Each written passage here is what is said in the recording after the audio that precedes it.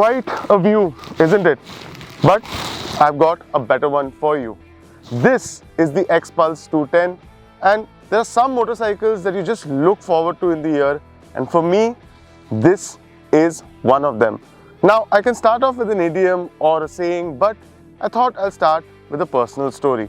So bear with me. Now, back when I was in college, in second year of college, we had to pick a motorcycle. And that motorcycle for me was the Hero Xpulse. But my father intervened and I bought another bike. Now, ever since then, the Impulse, the Xpulse, and now the Xpulse 210 have always been sort of revered in my head.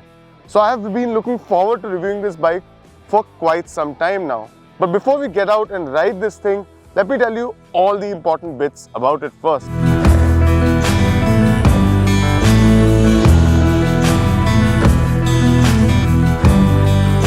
Now let's kick things off with design. Now this unmistakably looks like an Xpulse, but Hero has made subtle changes all around the body to make it more up-to-date, more modern, and more in line with the new Xpulse 210. For example, I love the fact that it has a little sticker that says powered by Hero. Little nifty touches like there's a grab handle in the front specifically for an off-road purpose. Now, if you do get stuck, you can simply hang on to that and pull the bike out, given that it is a lightweight off-roader. Now, I also love the fact that the luggage carrier at the back has an X sort of embossed in it, which looks absolutely lovely. I love the fact that the upswept exhaust is now slimmer and the fuel tank is sort of moved forward and looks a little more trim, according to me at least. Now, dare I say this looks more like a dual sport than the Xpulse 200. Now, I could be wrong, but to my eye, this is a better looking motorcycle all around. But let's get to the heart of the matter, which in many ways is the most important factor here. There's a 21-inch wheel at the front with 276mm disc, and those spoked wheels are tubed. This is followed by the 4.2-inch TFT instrument console, which looks neat and clean. The front suspension duties are handled by a 41mm telescopic front fork with 210mm of suspension travel. There's also a 15mm diameter front axle with pinch bolt arrangement, and Hero has also increased torsional stiffness for better steering response. The tidy looking 13-litre fuel tank sits ahead of the one-piece seat, and the saddle height measures in at 830mm, while the ground clearance sits at 230mm. The curb weight sits at a fairly comfortable 170 kg, while the wheelbase is 1446mm. The new Xpulse 210 sits on a semi-double cradle frame with better durability, strength and stiffness. The main difference though is the 4-valve 210cc single-cylinder DOHC liquid-cooled motor, which produces 24.6 bhp and 20 Nm of peak torque. Although this is the same motor from the Karizma XMR, it has been updated to suit the needs of the Xpulse better. For example, it gets a 46 front and 14 rear sprocket setup rather than the 42 front and 14 rear like the Karizma. Then there's the new 6-speed gearbox with slip-and assist clutch, followed by the rectangular swing arm, which gets the 10-step adjustable rear gas charge monoshock with 205mm of suspension travel. Hero has also taken inspiration from its Dakar bikes and added a progressive linkage for the suspension setup, which should make it way more comfortable on roads and off it. The rear wheel is a 17-inch unit, while the disc brake is 220mm in size. Just like the Extreme 250R, all the lighting here is LED, which is a definite plus.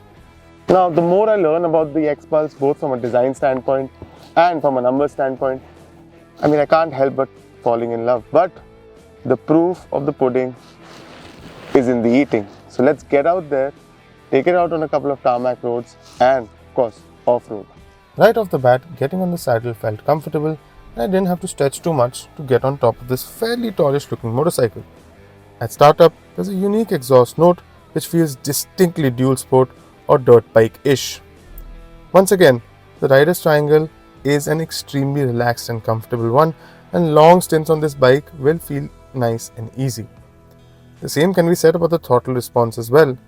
The bottom end and mid-range have improved, and because the shift to the liquid-cooled motor has been made, it feels a lot more refined and smoother than the Xpulse 204V. Going through the gearbox also felt effortless, and I felt like pushing the 210 at almost every opportunity that I got. It eggs you on to push harder, and that is an admirable trait for any dual sport. On the highway, 75 to 80 kmph feels most relaxed on this motorcycle at around 5000 6000 rpm. That being said, 100 kmph is around 7000 rpm or just above it, which feels a lot more buzzy at the handlebar and foot pegs. Don't get me wrong, the Xpulse will sit there without complaining too much, but you're better off cruising at 80 to 90 kmph in my honest opinion.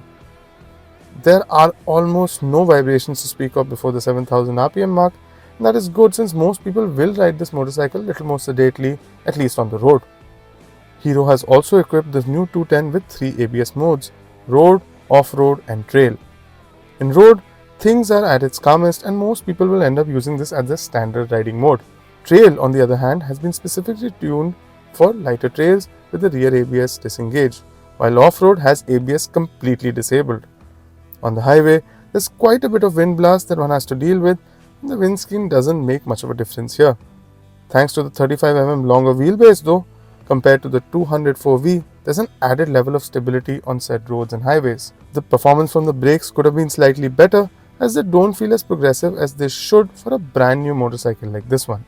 But Hero has knocked it out of the park with the right quality, and the 210 glides over any sort of road surface. It may not be the best and most able handler because of its dimensions and ergonomics, but it will go through anything without a fuss. Speaking of which, performance off the road is great, and that fuel tank really helps in standing up and moving forward or backward while riding on trails. Although some may feel it lacks for power, I feel it is a great tool to discover more and more for the uninitiated. In my book, this is the most perfect dual sport motorcycle on sale in the country today. Full stop. Now at 1.76 lakh ex-showroom, the Xpulse 210 is about 30,000 more expensive than the 204V, which by the way will be sold alongside this motorcycle. But not exactly alongside. That's because this will be retailed through Hero's premium dealership, Premier, alongside the Xtreme 250R, the Harley Davidson X440, the Vida electric scooter, and so on and so forth. Now the main question here is this motorcycle worth that price, or is it even worth that 30,000 premium? In my book, yes, it has better highway cruising ability, it feels more refined, to my eye it even looks better, and I feel that it is marginally better off-road as well, although off-road enthusiasts will prefer something simpler like the 204V. It seems for years when I've been wanting the Impulse, the Xpulse, something was always sort of holding me back, but I think finally I can have this Xpulse 210 without any walking at all. Thank you so much for watching. Until next time, ride safe and